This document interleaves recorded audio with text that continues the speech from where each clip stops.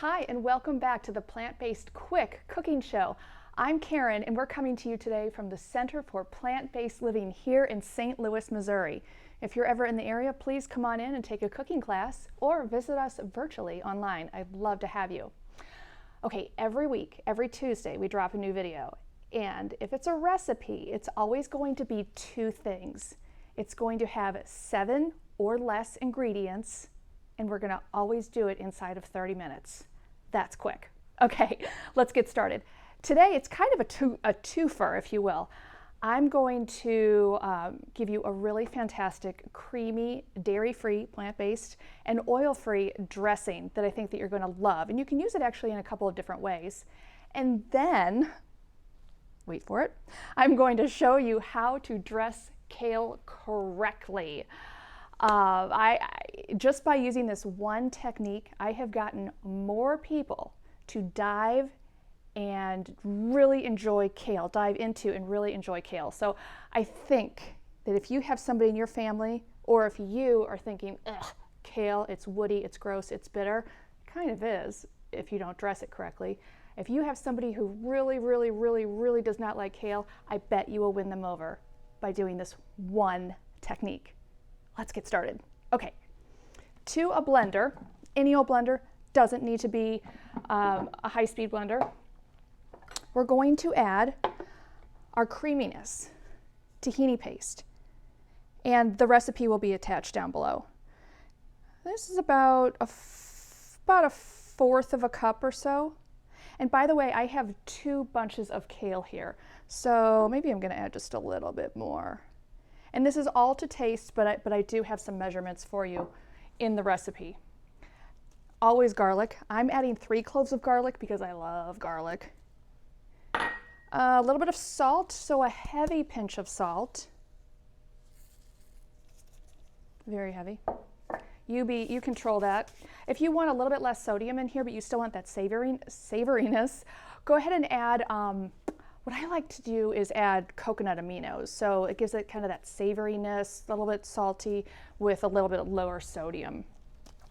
Now, this is balsamic vinegar. So it's going to give you some acid and some sweetness. It's a really nice layer in there, layer of flavor.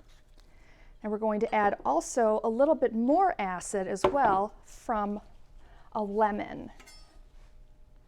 And if you don't have a citrus press, no big deal. If you're using a blender or high-speed blender, surely, just get a fork and squeeze that lemon right in there, because the blades of definitely a high-speed blender are just going to pulverize those seeds. And get all that in there. So this is, depending on how much lemon you add, and I'm adding half of a pretty large lemon, you're going to definitely taste some of that lemon in there. If you don't want so much in there, just add a 1/4 or a smaller lemon. But definitely the lemon brightens it up, as does the balsamic vinegar, but the lemon really gives it an extra kick, and it's very nice against that creaminess of the tahini paste. Okay, we're going to get this going and have some water nearby also. So the ingredients, again, in our dressing: lemon, salt, tahini paste, which is ground sesame seeds, garlic, and balsamic vinegar. And again, have a little bit of water next to you as well, because we want to get that going pretty quickly. Always start your blender on low.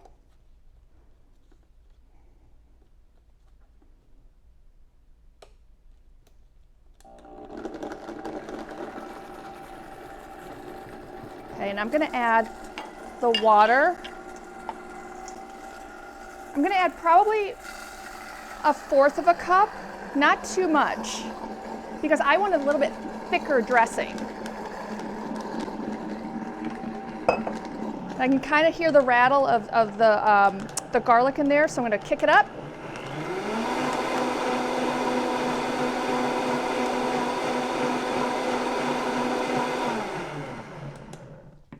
And what I always like to tell people when they come to classes here, if you're in an hands-on class here at the shop, always make sure that you are tasting your food, because I want you to like what you're tasting, right? And everybody has different palates. That is really, really delicious. But I want a little bit creamier. So I'm going to add just a little bit more of our tahini paste. Now, you know, we have a lot of salad here. We have a lot of greens here. So this is a big recipe for a lot of people.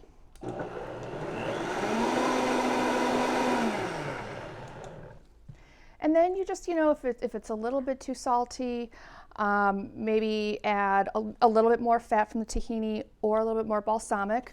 You can even put in a little bit of agave, or not agave, but like a sweetener. So if you like honey, you can put honey in here. Maple syrup would be nice in here as well. But I kind of like it without the extra sweetener. Bingo, that's it.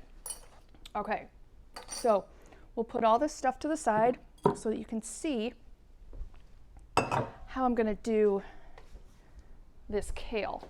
Now, a couple of years ago, I held a big plant-based summit here in St. Louis at Washington University, along with Dr. Jim Loomis.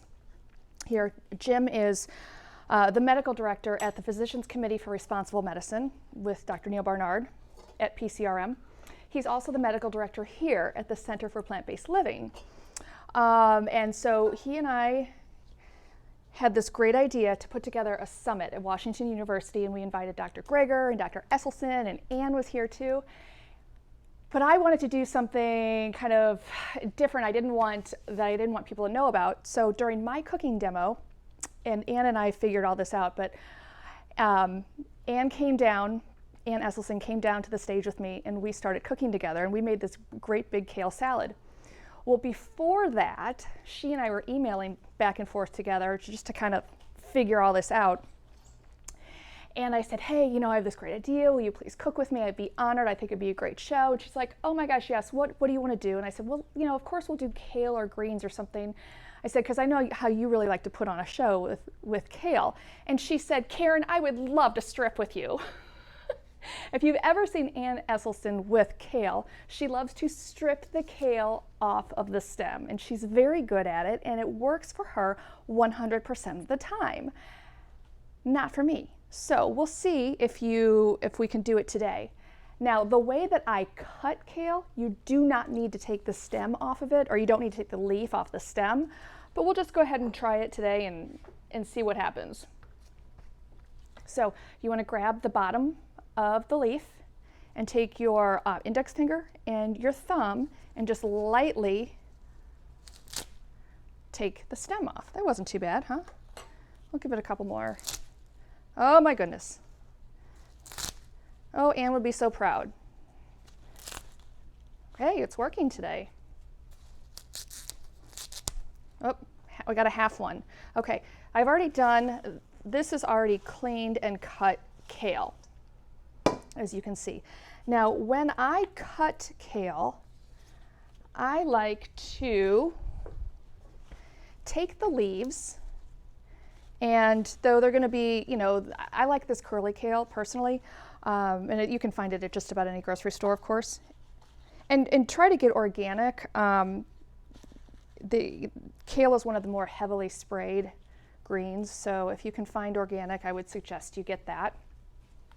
So take your greens and just start stacking them, layering them, if you will, just as much as you can. Again, I know it's a little bit cumbersome because they're so curly and they don't really like to help you out, but that's all right. So I have about three or four leaves in here, 4 leaves, and so they're just laying on top of each other. Take them and then roll, roll, roll, roll, roll, roll, roll. And now, really, all you're doing is we're just going to julienne this. So remember, hold your knife, pinch the bottom, wrap your hand around the handle, and just some really nice, small, you know, as small as you want. I'm going about a 1/2 inch, making 1/2 inch slices in here, and then I do one down the middle, which is typically where that spine would be. So you're kind of cutting through it. That's why you don't need to really take it off of its spine. But again, if you'd like to, you can. Now, this is really nice because you have these short little ribbons, if you will, of kale. And then when you're eating it, it doesn't go all over your face. It's just not a good look. So here's some little pieces that we have left. We'll just kind of shove them all together. And there we go. Okay, it's great. Oh, looks delicious, but I wouldn't eat it like that. You ready? This is the jam. This is how you do it. Okay, see how big and fluffy our leaves are, yes? Nice and light. And they're a pretty green, but we're gonna make them even prettier. So you take your dressing, be conservative with it in the beginning. Okay, we have plenty left. Now I'm using gloved hands just because it's an easier cleanup, but you can just, you don't have to. Now really get in there. People talk about massaging kale. We're not doing this. Nothing's happening here. Maybe you're coating the leaves, maybe not, who knows. I still wouldn't eat it like this. Ew, it's still gonna be woody and bitter and nobody likes that. Get in there. And get up on your tippy toes.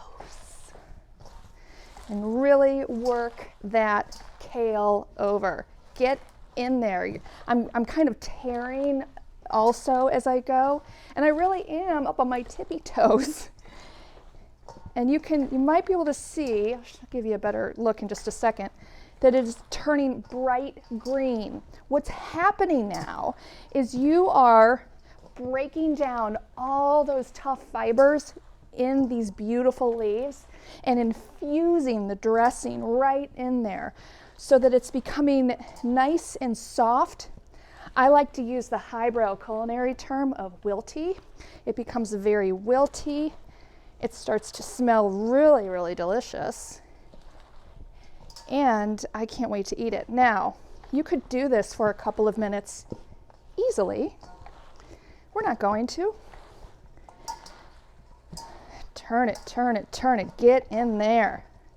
Now, you can almost hear it fall, right? Because these leaves have so much dressing in them and it's so nice and soft. And also, look how it has really just kind of, it doesn't look like it's as full as it was before, right? Because we got rid of all that water in there, broke it down, infused the dressing, and it's just perfect, perfect, perfect. Now, see, easy cleanup. Then you just take your bowl,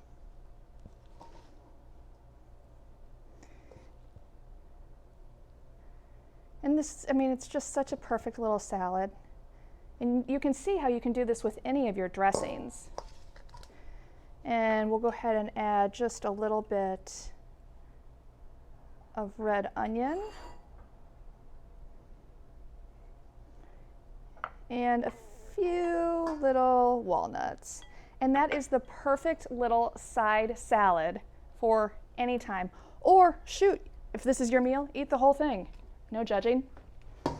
And also another really great dressing would be the hummus that we made last week. So you could put that right in here and just work it, work it, work it. Now, if you wanted to make this into more of a dip, just don't add as much water. And you could also make it into a spread, which would be a really nice sandwich spread. Again, don't add as much water. Keep it in the fridge for at least an hour and it'll thicken up even more. So I hope you enjoy this. I hope you use this dressing. If you do, let me know and I'd love to see it. Take a picture of it, shout out on Instagram, Facebook, whatever. And we will see you next week with another great recipe. Take good care and have a great week.